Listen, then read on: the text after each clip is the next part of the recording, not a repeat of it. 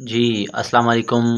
Second year biology के जो है 17वें चैप्टर्स में से कोऑर्डिनेशन एंड कंट्रोल में से जो है हमने एक सिंपल और आसान सा टॉपिक लिया हुआ है और हमारे पास जो टॉपिक है वो है एवोल्यूशन ऑफ नर्वस सिस्टम।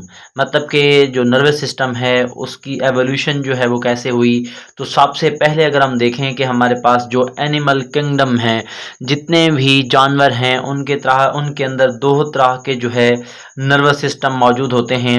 एक को हम नाम देते हैं डिफ्यूज्ड नर्वस सिस्टम और दूसरा है सेंट्रलाइज्ड नर्वस सिस्टम। अब ये जो डिफ्यूज्ड नर्वस सिस्टम है ये मौजूद होता है नाइडेरियन के अंदर। मतलब नाइडेरियन के अंदर जिनमें हाइड्रा, जेलीफिश और इन्हीं की तरह के दूसरे भी जानवर आ जाते हैं। तो इनके अंदर जो नर्वस सिस्टम मौजूद है वो कौन सा होता है? डिफ्यूज्ड नर्वस सिस्टम होता है। इसी तरह अगर हम सेंट्रलाइज्ड नर्वस सिस्टम की बात करें तो ये कम्प्लेक्स ऑर्गेनिजम्स में पाया जाता है, जैसे कि प्लेटीहेल्मिन्थीस से लेकर कॉर्डेट्स तक जितने भी जानवर हैं वो इंतहाई कम्प्लेक्स होते हैं। जैसे कि ह्यूमन बीइंग, इंसान भी जिनमें शामिल है, उनके अंदर जो सिस्टम है, नर्वस सिस्टम है, उसको हम नाम देते हैं किस चीज़ का? सेंट्रलाइज्ड नर्वस सिस्टम का। अब ये जो डिफ्यूज नर्वस सिस्टम है उसकी एग्जांपल जो है हमने यहाँ पे हाइड्रा लेनी है और सेंट्रलाइज्ड नर्वस सिस्टम में हमने प्लेनेरिया को देखना है। उसके बाद हाइड्रा और प्लेनेरिया के अंदर जो नर्वस सिस्टम है उसका कंपैरिजन भी हम देखेंगे। सबसे पहले अगर हम बात करें कि ये जो हमारे पास ऐसा नर्वस सिस्टम जिसके अंदर ब्रेन मौजूद नहीं होता उसको हम नाम देते हैं डिफ्यूज्ड नर्वस सिस्टम। जिसके अंदर ब्रेन मौजूद होता है उसको हम नाम देते हैं किस चीज़ का? सेंट्रलाइज्ड नर्वस सिस्टम का।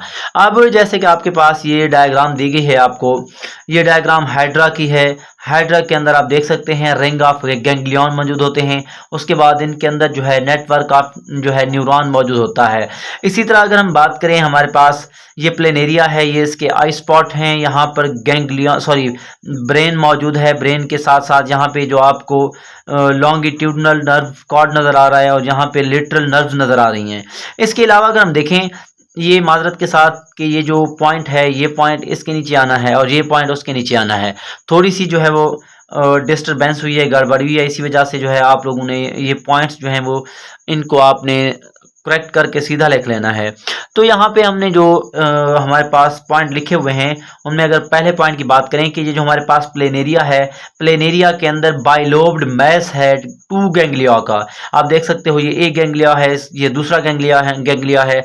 2 गैंग्लियन के बाइलोब्ड मैस मौजूद हैं जो ब्रेन की तरह के काम करते हैं।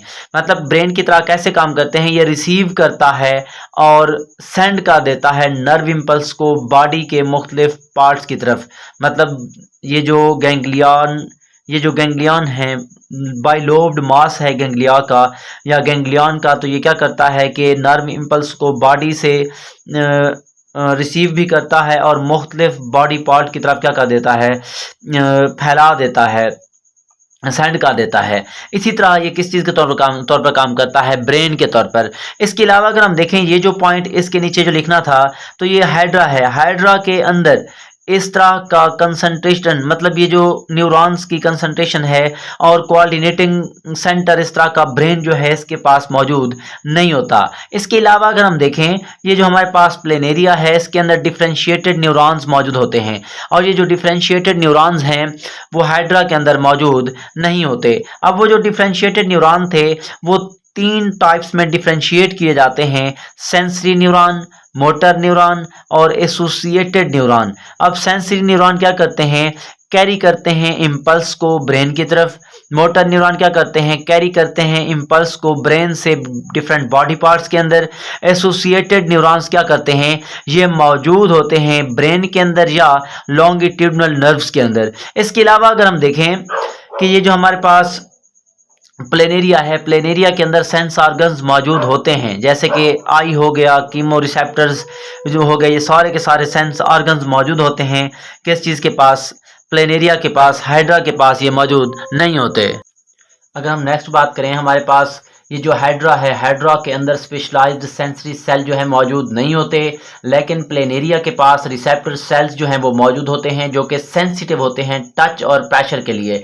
इसके अलावा अगर हम देखें कि नर्व्स जो हैं वो एब्सेंट होती हैं हाइड्रा में, लेकिन प्लेनेरिया के अंदर लॉन्गिट्यूडनल और लेटरल नर्व्स जो हैं वो मौजूद होती हैं। इसके अलावा अगर देखा जाए कि जो प्लेनेरिया है, प्लेनेरिया के अंदर सुपरफिशियल नर्व्स नेट मौजूद होता है जो एपिडर्मस जो है जल्द की जो है वो दो तहें होती हैं, डर्मिस और एपिडर्मिस।